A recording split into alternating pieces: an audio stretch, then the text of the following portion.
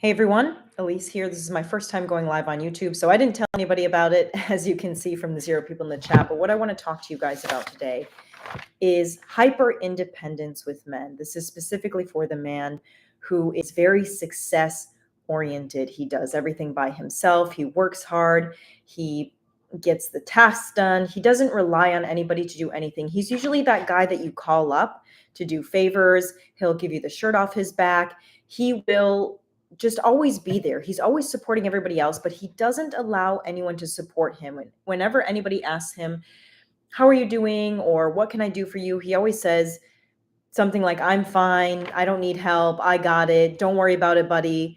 But goes home and tends to feel very, very alone and isolated. And this can happen for any type of man, but I usually see it happen the most with independent businessmen who run companies, who have small families.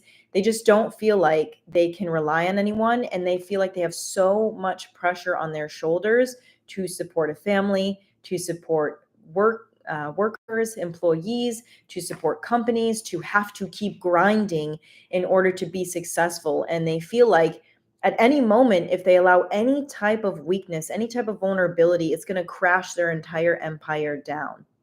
So when you are in a hyper independent mode, it puts you in a state of fight or flight. And when you are in a state of fight or flight, this is going to cause a bunch of problems ranging from physical to mental to social. The first ones being physical. I see a lot of men tend to struggle with sleep. They can never fully relax. They never really shut their brains off. Their mind is always going, going, going. They tend to wake up in the middle of the night, sometimes at 3 a.m., because they just have anxiety. They have anxiety in their chest. They start taking anxiety medication, or they switch in between drinking alcohol after work just to go to sleep, a Xanax, and then drinking copious amounts, and I mean copious amounts of energy drinks in the morning. Lots of coffee, lots of energy drinks, shots of espressos in the afternoon. So they're hyper caffeinating in the morning, and then they're having to slow down in an excessive way at night. So there's a lot of extremism in their lives. They're extreme highs, extreme lows. He's constantly going, constantly succeeding, but eventually he burns out because nobody can run an ultimate max for their whole lives. You just can't. And you're not accessing any emotions in this mode. You're only running on pure adrenaline. And eventually what happens is you get something called adrenal fatigue. And adrenal fatigue makes you unable to do anything. This is the classic burnout. This is exactly what burnout is. It's just where your body is running on cortisol and adrenaline to the point where it just can't anymore. It's used up all its excess energy, and then your prefrontal cortex completely shuts down. That's what's in charge of memory, critical thinking, ability to access emotions, ability to be creative. So if you're a man who's hyper independent, chances are you go, go, go, go, go when you're on this hamster wheel where you're succeeding, you're loving life, you're doing a lot of things, and then you can't do anything. You can't relax. You can't even relax. You burn out, but you're not being productive and you're not relaxing either. So it's this very confusing and complicated time for this type of man because he's so used to doing things that when he feels like he can't do anything, he then starts to feel like a failure. So then the mental shame starts to happen. These are the mental effects of being a hyper independent man. You feel like you can't rely on anyone. You have a lot of trust issues. You can't show your emotions easily or even know what your emotions really are. You have a hard time accessing them yourself. And you may have attachment issues. If you don't feel like you can trust anyone, if you didn't have a good foundation of trust and security when you were growing up, you're going to have attachment issues in your romantic relationships. And the type of attachment issues that an independent man usually has is anxious because he holds off, doesn't tell anybody about his emotions, gets attracted to someone who's similar to his parents in his childhood, and then immediately gets very attached to them because they become the first person that he starts expressing himself to. And because they're the first person, he automatically thinks that they're special, even though they might not be special. He's just made them special because he revealed a part of himself that he normally doesn't. And so then when they end up letting him down or disappointing them, it just supports the belief system that he has that he can't trust people. So he tends to have an anxious attachment style. He doesn't want to let those people go. He fights for toxic relationships. Other than that, relationships tend to be surface level. After that first relationship really destroys his trust, he has a hard time trusting people. So a lot of the relationships tend to be surface level. He may jump from relationship to relationship. It becomes more materialistic. It becomes more about looks. So it's nothing deep. Nothing feels fulfilling. Nothing feels like it's sparking life into you. You're just kind of being a robot. You're just kind of going with the flow. You're just on freaking autopilot every single day of your life. There's no purpose. There's no passion. And you wake up one day and you're like, I did everything that society told me to do as a man. I worked the job. I went to college. I got the house. I got the family. Why do I feel so freaking empty inside? I have this career. Everybody loves me. If you had that type of life, or I just did all the things that people told me to do. And why am I not happy as a man? And you're not happy as a man because you don't know who you are as a man. That is the blessing and the curse of the hyper independent man. You can do all these things by yourself, but as humans, we are not made to do things alone. We are not made to do things by ourselves because we are born into relationship. Human babies are the most useless creatures on earth. When we're born, we'll die if we don't have someone to take care of us. So we actually learn how to be in relationship before we learn how to be independent. So being hyper independent is actually truly against our nature. We are meant to operate in relationship. It's good that you can be independent and know how to do things by yourself, and you're a go-getter and you are someone who relies on yourself and you get things done and you do things for other people and you're really successful, but you're denying a basic foundational part of your biology, which is to be in relationship, not just romantic, but relationship, to have friendships, to have closeness, to have intimacy. And intimacy not just being sexual, but intimacy being, does this person know, understand, and like who I am? Do I know, understand, and like who they are? Have I let them know the real me? Have I let them see me?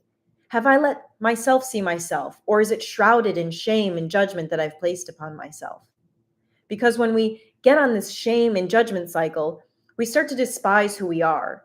And then suddenly we project that onto other people and think that they'll despise who we are too. So we just isolate. We don't want to talk to anyone. We don't want to look at anyone. We don't want to be friends with anyone because suddenly the world is bad. Relationships are bad. We're better off alone. Fuck them.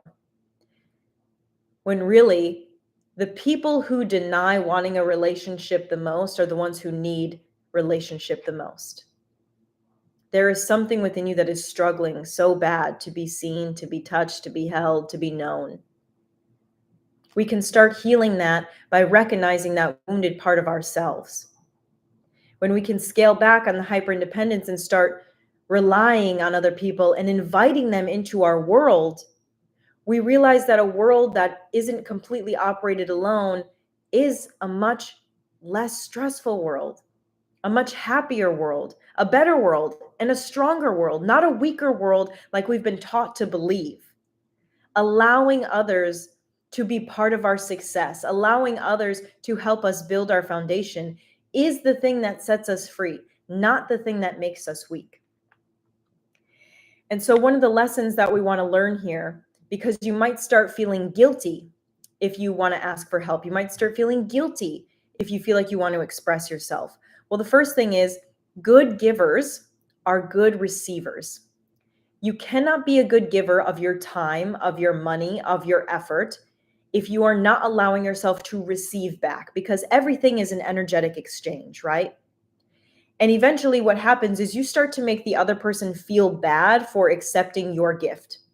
Because when you give someone a gift, you're doing it because it makes you feel good, right? It's a very selfish act sometimes. We give someone a gift of our effort, of our time. And in exchange, they want to give us something back because them giving us something back is also a gift to them. So allowing yourself to receive is not always just about you. It's about allowing the other person to have the same experience that you get when you give.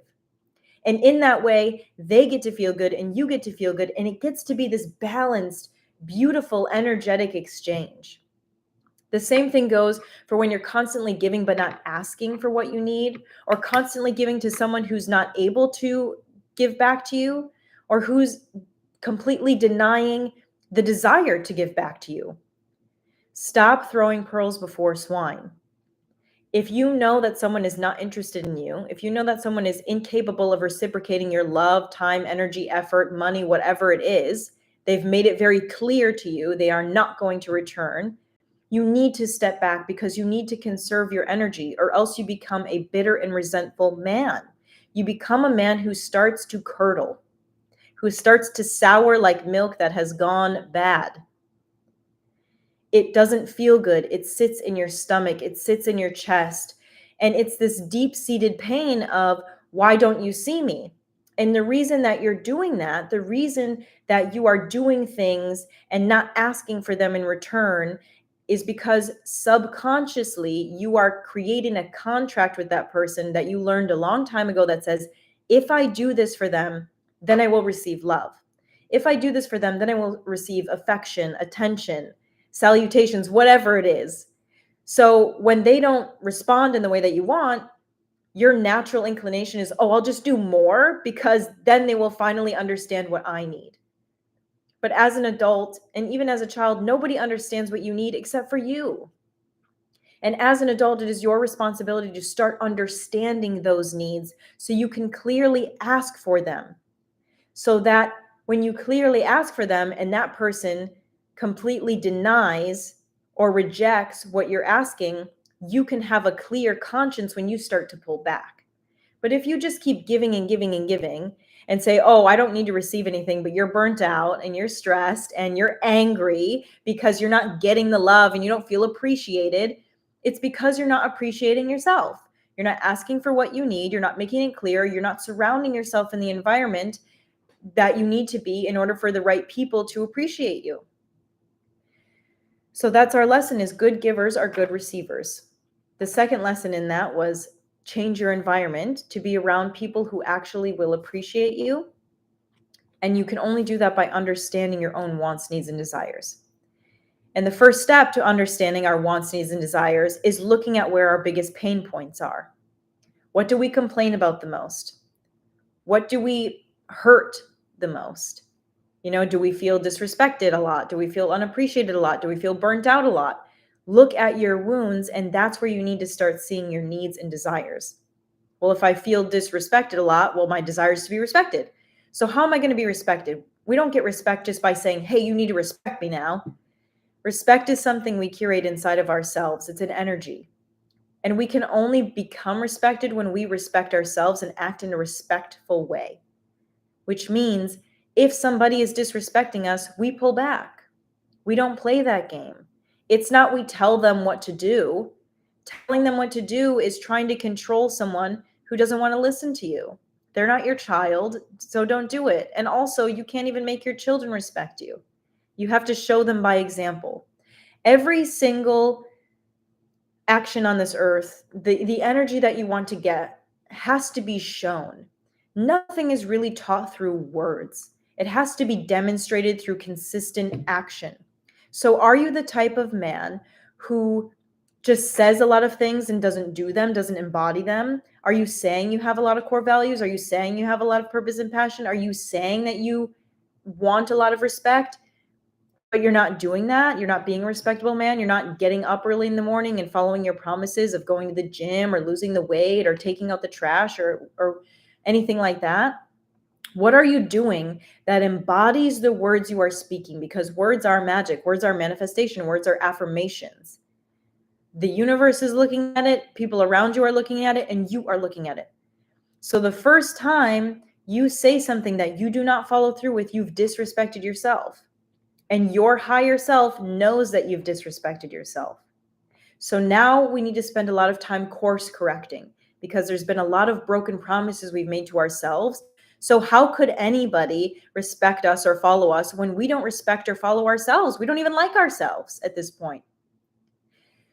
So start fixing this by keeping the promises you make to yourself. I don't care how small they are. I want you to be true to your word. The second you start being true to your word, you start respecting yourself. You start getting self-confidence. You start feeling like, okay, I can trust what I say because I do what I say now. And when you have that type of energy, because many people don't, many people say things and do not follow through.